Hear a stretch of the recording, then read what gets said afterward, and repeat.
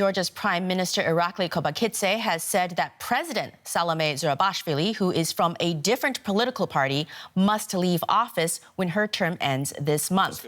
The Prime Minister's comments came after Zurabishvili declared she wouldn't step down, saying Parliament has no authority to appoint her successor following last month's disputed elections.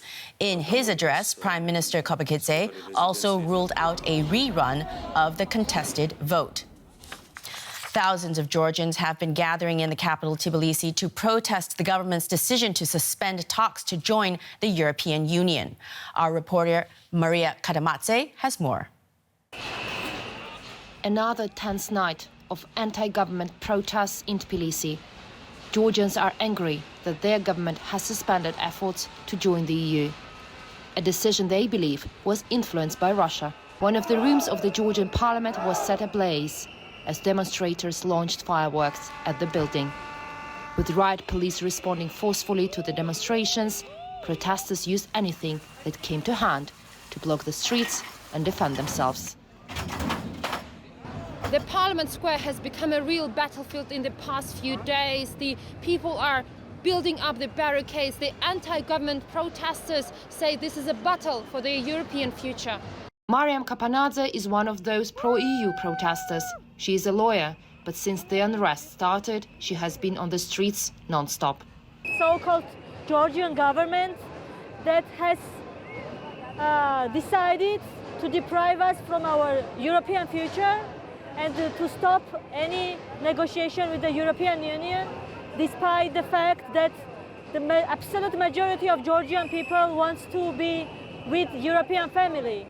She questions the legitimacy of the government after October's disputed parliamentary elections. The government says that we won the elections, we are not going anywhere. So what is your response? So it is, of course, expected that all the authoritarian governments do not want to lose their power, and they are having their own propaganda against us. But it is the real Georgia is here. The government is under pressure, but shows no signs of changing course. The Georgian Prime Minister Kobakhidze has blamed European politicians as well as the opposition for what he described as violent protests. The main responsibility is on certain European politicians and bureaucrats and local agents, a fifth column represented by 4 opposition parties. Kobakhidze insists, however, that the relations with West will improve as soon as the war in Ukraine is over. Mariam is back home and she's preparing for another protest. Despite the dangers, Mariam says she's determined to fight. Fear, of course, is always there. It's a natural emotion, but when I see lots of people around me and we are morally on the right side, of course, that brings us a lot of strength. The traces of last night's demonstrations have now been cleared away. But these stickers showing Ivanishvili, the Georgian Dream Party founder who made his billions in Russia, remain. They bear a clear message for Georgia's richest man.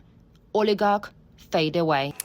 Let's go to DW's Maria Katamadze, who is standing by for us in Tbilisi. Maria, describe for us what you've seen tonight in the capital. Well, the dispersal at the Parliament Square has started already. I think you can see on the background the police are firing water at the protesters. You probably can see now from the windows of the Parliament, and the area is completely flooded there. The protesters in response are launching the fireworks. Another batch of police, riot police, is mobilized on the left side of the Parliament and is using already the water cannon, dispersing the crowd. Now it's quite dramatic night in Tbilisi, but not only in Tbilisi, but across the country. The spontaneous protests are ongoing, and you can hear that it's quite loud. People are chanting, referring to their government, Russians, and to the riot police that is trying now to disperse the crowd. Maria, it must be so chaotic there. It must be hard to even hear us. I mean, we can hear the sort of the crack of the tear gas and water cannon sounds from the police, it looks like, from these live pictures. Can you talk to us a little bit about the tension, the dramatic fallout between the Prime Minister and the President today? Does this make the current situation worse for the country? Now, the Prime Minister stated that the President must vacate her presidential office once her mandate expires in December.